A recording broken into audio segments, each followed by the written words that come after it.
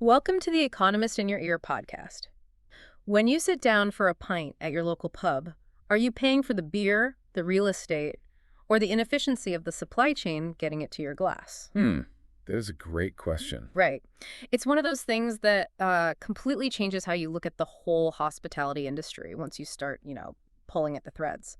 Today, we are exploring a fascinating piece of journalism titled, "The World's Biggest Fast Food Chain is Moving into Pubs." Yeah, it's quite the read. It really is. Okay. So we're going on a mission today to unpack the staggering rise of this company, Mixu Bingcheng, and its pub brand, which is called Fallujah. Right.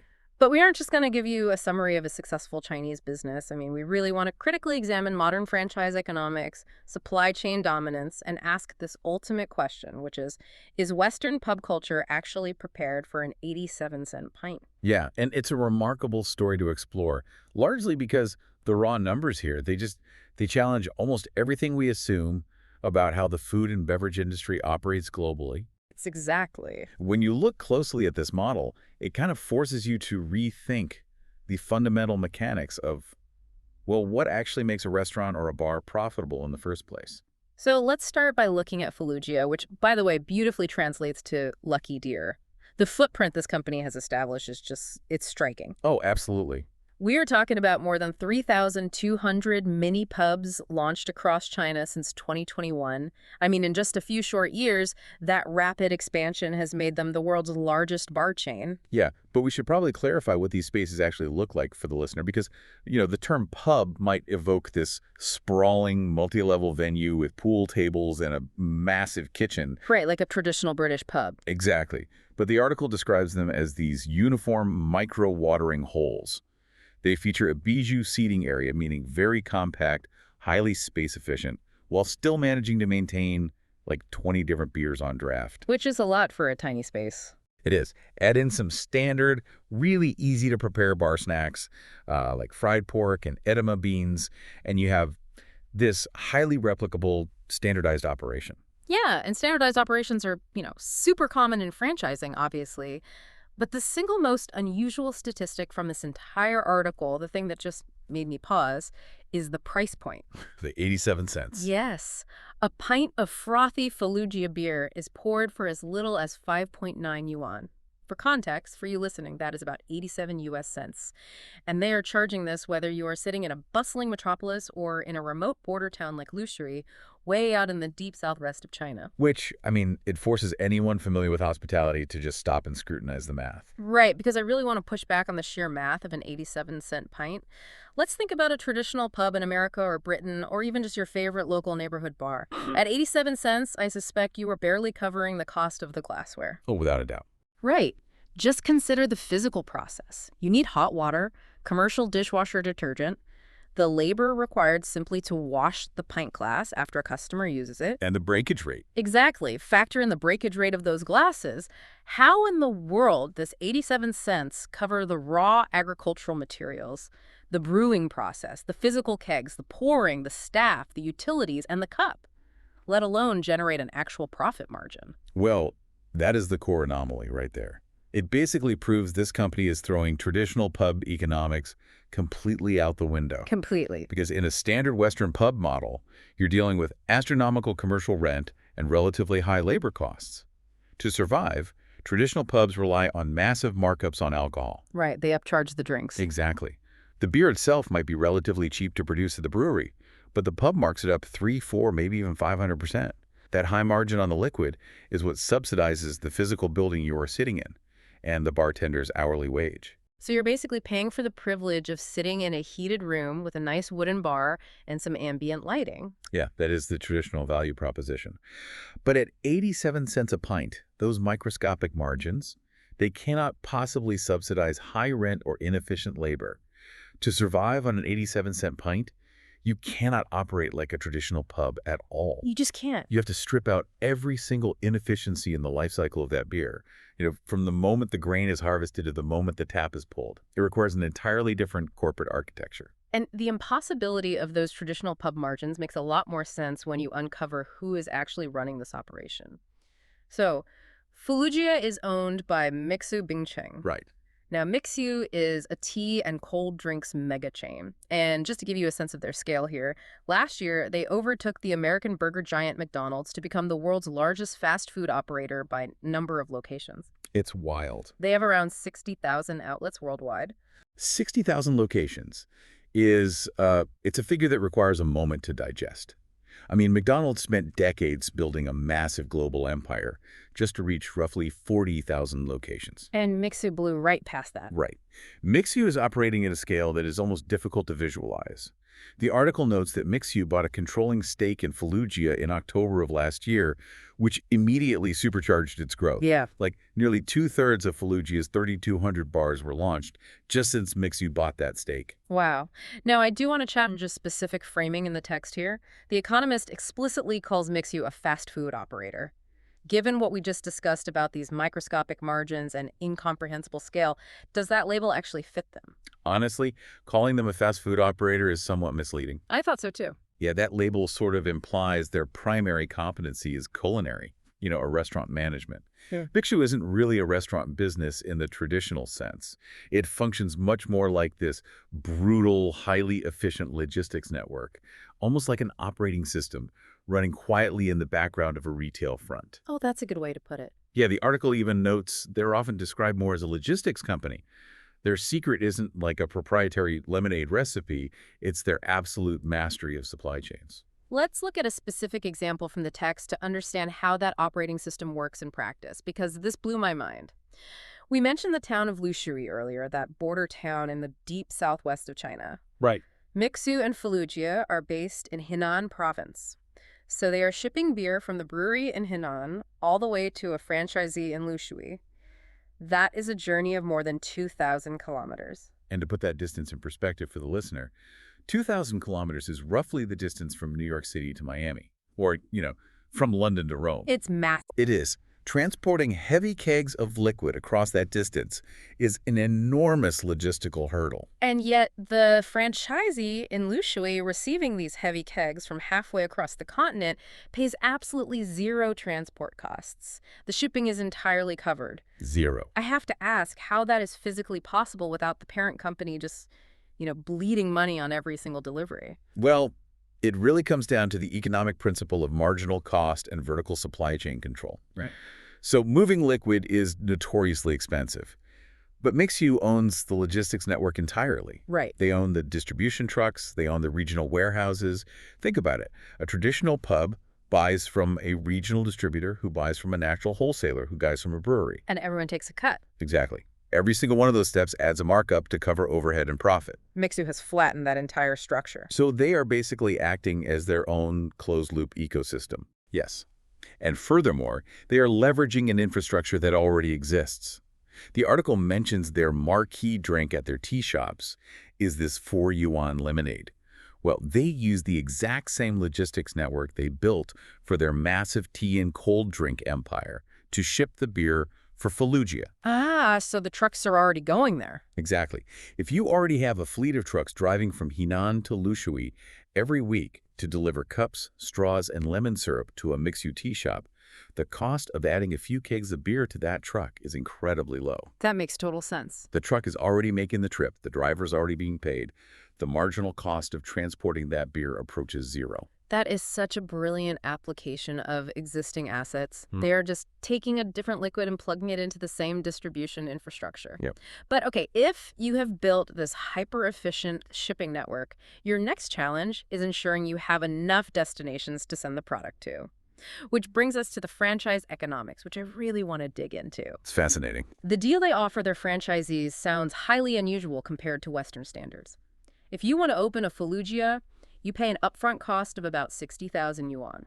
That gets you everything needed to launch the mini pub physically, the beer pumps, the branded decorations, and franchisees are exempt from paying royalties for the first 3 years. I mean, a 3-year royalty holiday sounds incredibly generous on the surface. It does, but there's a critical omission in the text that we really need to highlight.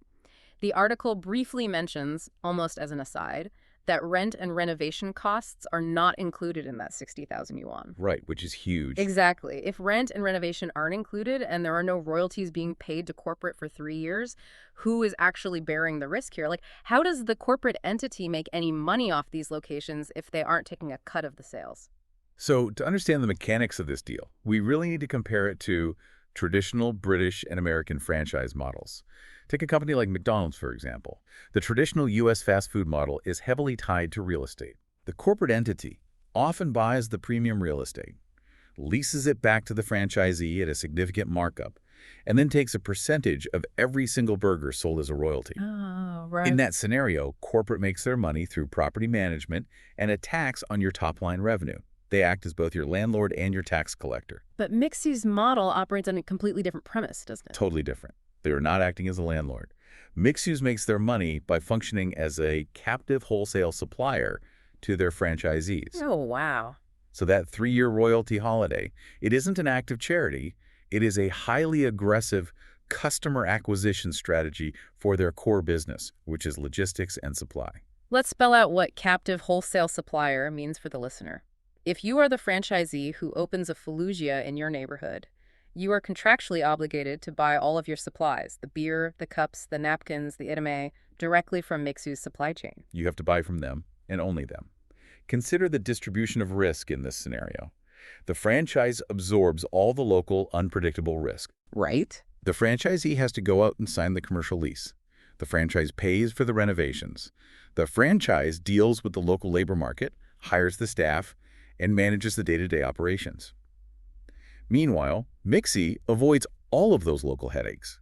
What they have secured is a guaranteed, locked-in buyer for their factory output. So every time that mini pub pours an 87-cent pint, the local owner had to buy that liquid from Mixu. Exactly.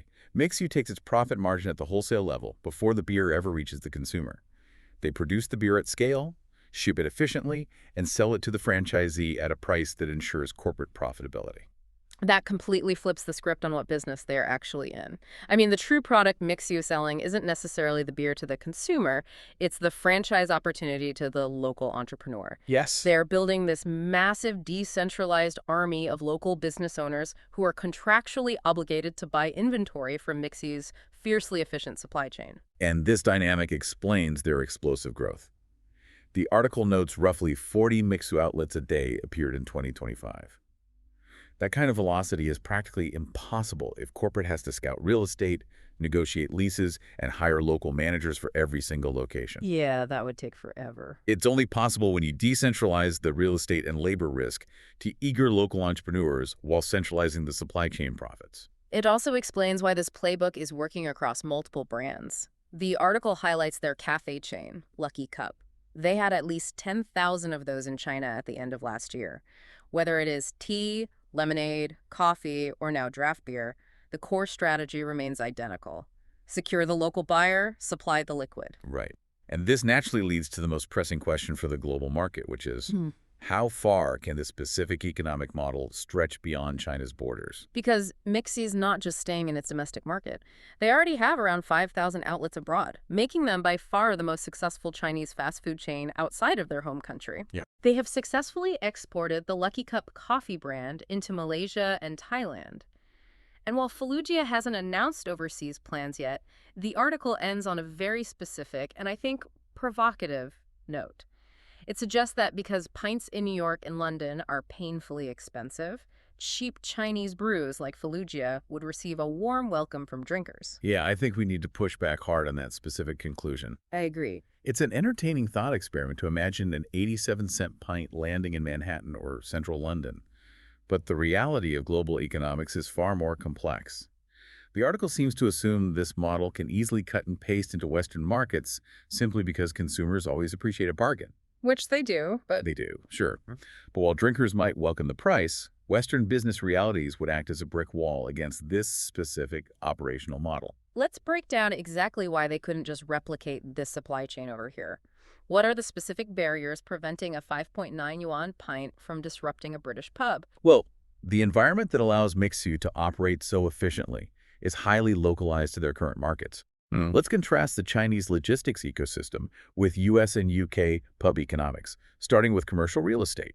You have astronomical commercial rent in places like New York and London. Oh, yeah. Even if the franchise bears that cost, think about the volume required. How many 87-cent pints does a local owner need to sell in a month just to make a $20,000 commercial lease payment? The physical capacity of a micropub simply couldn't handle the foot traffic required to break even. The math simply breaks down at the local level, and that is before we even factor in the cost of labor. Exactly. Labor is the second massive hurdle. You have entirely different minimum wage laws. If you were paying a bartender in London roughly 11 or 12 pounds an hour, and your product sells for less than £1, you are upside down on your labor cost before you've even paid for the electricity. Right. You cannot staff a pub in a high-wage economy on the margins provided by sub-dollar beverages without severely violating labor laws. So the fixed costs at the local level are just too high to support that low of a retail price, no matter how cheap the wholesale beer is coming from the corporate distributor. Precisely. And beyond real estate and labor, you have the logistics networks themselves.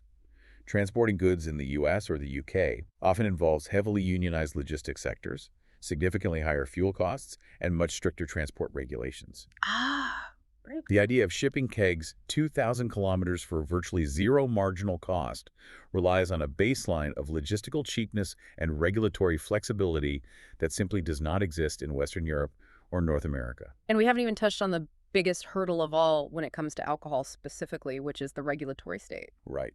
Heavy alcohol taxation and complex licensing laws would instantly obliterate an 87-cent price point. In the UK, for example, the alcohol duty alone on a pint of average strength beer is significantly higher than 87 cents. Just the tax. Just the tax, and that is before you add value-added tax, before you pay for the local liquor licensing, before you even pour the beer into a glass.